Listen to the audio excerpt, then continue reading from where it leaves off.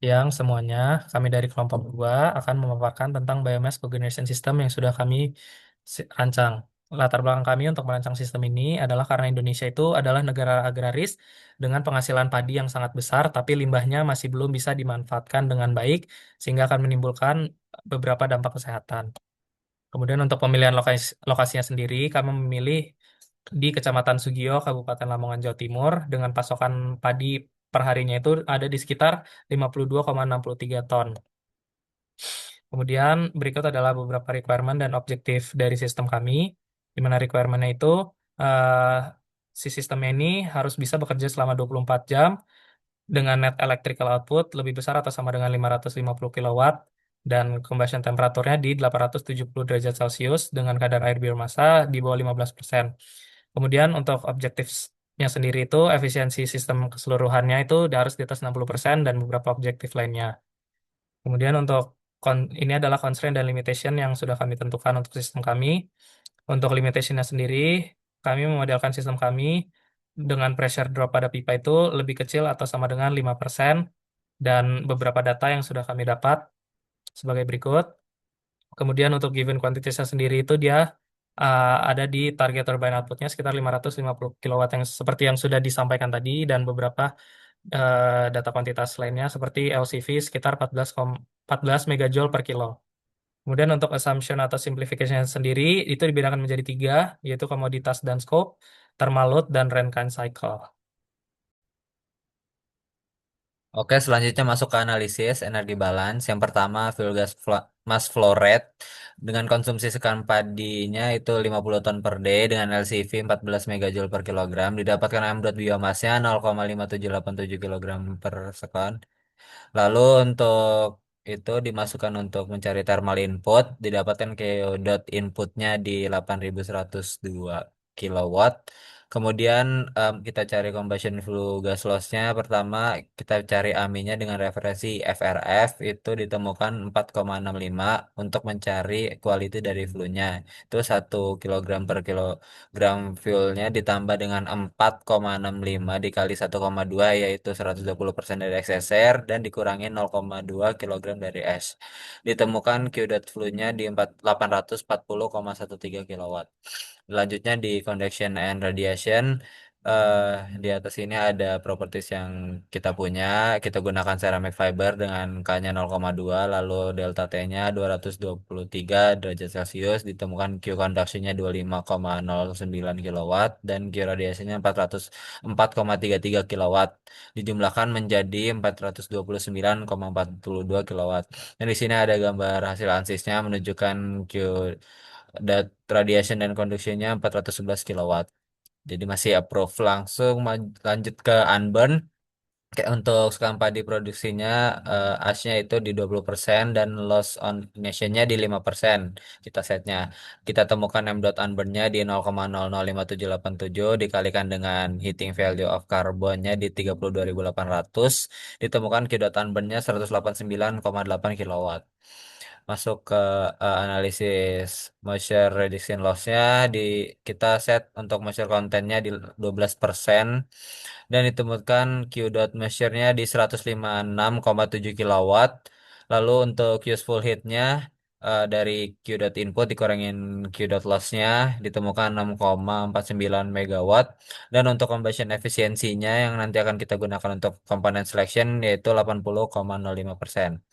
Masuk ke heat exchanger analysis. Di sini yang kita inginkan TOUT-nya di 300 derajat Celcius untuk flu dan di 290 derajat Celcius untuk waternya. Ditemukan Q dot gasnya di 10.201,8 kilowatt dan untuk Q dot waternya itu sama dengan Q dot gas. Diketahui H water inlet dan outlet. Dari situ kita bisa menemukan M dot waternya di 3,53 kilogram per second.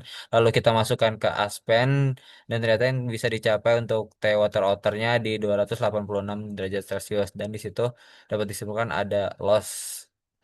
Lanjut ke heat exchanger analisis external water tube surface-nya di kotak biru sini kriteria yang ingin kita capai. Lalu pertama kita cari Vmax-nya untuk lokasinya ada di antara si outer dari inlet dari waternya ditemukan 93,57 meter per second. Di kecepatan itu digunakan untuk mencari Reynolds number maksimumnya di 32.679.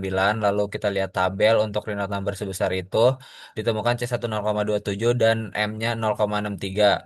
Di situ kita bisa temukan resultnya di 170,12 yang akan digunakan untuk mencari heating quality outernya ditemukan di 371,75 watt per meter kuadrat Kelvin. Baik, berikutnya adalah analisis internal flow dari heat exchanger kami. Yaitu kami pertama ngeset initial value dari jumlah tube-nya itu 120. M dot tube-nya itu M dot water yang kita ketahui dibagi 120 nilai awal yang kita set. Dan diperoleh nilai Reynolds-nya itu 11.000 turbulen. Dan kita juga bisa merumuskan friction factor-nya. Dan dari situ kita bisa memperoleh nilai Nusselt-nya 40,9, di mana HI-nya, heat transfer coefficient di inner-nya itu 1475,52. Dan dari sistem yang sudah dijelaskan sebelumnya, kami sudah merancang keseluruhan sistem dari tube ini, yaitu ada yang outer, yaitu dari heat coefficient outer, K steel, yaitu conduction, dan juga HI, yaitu yang baru saja dihitung, heat transfer coefficient inner. Nah, dari sistem tersebut kami mencari nilai yang bisa merepresentasikan secara umum, yaitu nilai UO-nya, di mana kami mendapatkan nilai UO-nya itu 273,97 dengan delta T yang kita gunakan itu log mean temperature difference untuk cross flow, di mana kita dapetin 316 derajat. Dan dari sini kita mendapatkan nilai area yang dibutuhkan untuk tube si eh, internal si heat exchanger ini 117,82 meter kuadrat. Dan kami melakukan iterasi terbaik, didapatkanlah diperoleh nilai 25 cm untuk diameter outer si water tube-nya dengan jumlah tube-nya 300 dan length-nya 5 meter. Nah, ini bisa dilihat representasinya di gambaran SolidWorks yang telah kami buat. Dan ini area si tube-nya sudah lebih dari 117, di mana ini memenuhi kriteria untuk komponen selection nantinya. Kemudian ada analisis untuk pressure drop. Yang pertama dari flue gasnya, kami memperoleh dari tabel yang ada di buku Fluid Mechanics, didapatkan 0,1 bar. Hal ini kami terjemahkan bahwa pressure drop ini sangat minim sehingga tidak perlu fan untuk si bagian flue gas ini. Sedangkan untuk water steam, ini kami mendapatkan delta pressure-nya, pressure drop-nya senilai 6,7 bar, di mana ini kami masukkan ke eh, aspen kami untuk menurunkan dari 24 bar menjadi 17,3. Kemudian kami menganalisis juga velocity triangle dari si turbinnya. Kami mendapatkan dari perumusan umumnya, yaitu UV ini, dari si velocity analysis, dapat dilihat di gambar yang sebelah kiri ini. Kami ngeset untuk optimasi turbin pada biomass cogeneration plant, di mana didapatkan V theta 1 itu 2U1. Artinya apa? Artinya kecepatannya di inlet stream velocity itu 2 kali lebih cepat daripada turbin rotationnya. Sedangkan untuk V theta 2 keluarannya kita pengen 0 supaya dia lebih stabil dan optimal. Didapatkanlah nilai U1 itu 279 meter per second. Itu kecepatannya. Kemudian kita menggunakan asumsi geometri juga di sini, radius inner dan radius outer. Kita menggunakan arithmetic mean value yang ada juga di buku Fluid Mechanics dengan initial value 1,5 meter untuk radius outer dan innernya 1,5. Di mana didapatkan di sini turbinnya harus beroperasi di rentang 2.961 RPM. Nah, ini bisa diterapkan untuk pertimbangan komponen nantinya, yang mana turbinnya itu harus bisa bekerja di operasi kemampuan operasi 2.900 RPM. Kemudian untuk nilai spek berikutnya adalah di penentuan jenis turbin, ada namanya variabel NSD. Kita masukkan juga, kita dapatkan dari tabel ternyata nilai 0,1 ini berada di range untuk impulse turbin. Inilah jenis turbin yang kita gunakan, di mana dia efisiensinya 86%, dan dari situlah kami memasukkan nilai input untuk aspen kami, dan diperoleh dari kalkulasi manual kami, delta P turbin itu 10,75. Artinya ketika dia masuk di 17,3 bar, dia keluarnya akan di 6,55 bar. Dan hal ini sudah di-approve juga di Aspen, di mana untuk 550 kilowatt itu target kita, dia butuh pressure drop seminimal-minimalnya sampai ke 6,55 bar. Nah, kemudian ini hydrostatic analysis dari feed water dan pump. Di sini kita bisa mendapatkan headnya. Headnya itu membutuhkan, kita pengen ngubah dari 1 bar menjadi 24 bar. Artinya dari sini kita dapat delta pressure untuk bisa dapat headnya 234. Power pumpnya kita juga dapat dari m dot water kali delta pressure-nya, yaitu 8 kilowatt kurang lebih. Kemudian untuk intake si pump ternyata dia ada loss juga, di mana kami menemukan hanya head loss minor, di mana dapatnya itu 0,381, karena dari desain kami ternyata dia memerlukan elbow. Dan untuk head loss major dia 0 karena dia suction pipe-nya itu cenderung minim.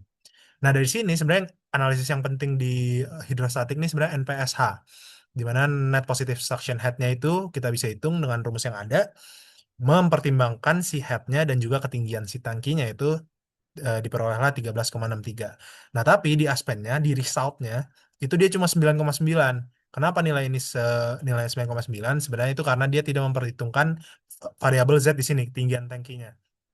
Dimana kalau kita masukin nilai di Aspen, dia sebenarnya butuh 3,64. Ya kami anggap ini nilainya mirip-mirip 3,64 ke 4 meter, sehingga kami mengapprove ini sebagai desain yang cocok lah untuk fit water tank dan juga pompa. Berikutnya ini kita menganalisis thermal efficiency system, di mana yang pertama ini rumusnya W out per Q in, dari W turbine 550, W pump-nya 8,1, dan ini dari result yang sebelah kiri ini result dari si Aspen ya. Q heat exchanger itu 9028, sedangkan Q condenser itu kita 8146. Nah, ini value-nya kenapa negatif? Karena dia mendinginkan. Saya akan menjelaskan ini lebih lanjut di PFD system nanti. Tapi intinya kita memperoleh efisiensi sistem 61,45%, di mana ini sudah achieve target kita untuk mendapatkan target sistem lebih dari 60%.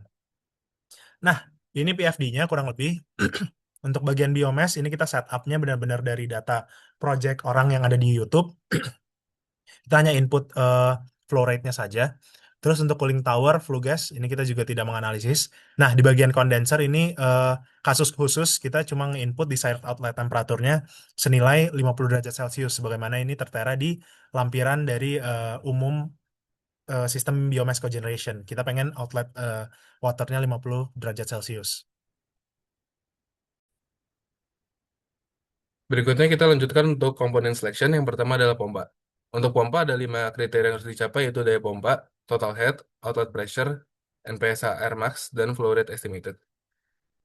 Terdapat 3 calon pompa yang akan kami pilih, yang kemudian kami masukkan datanya ke dalam multi kriteria decision matrix, dan pada akhirnya kami memilih ground force CR 3-33.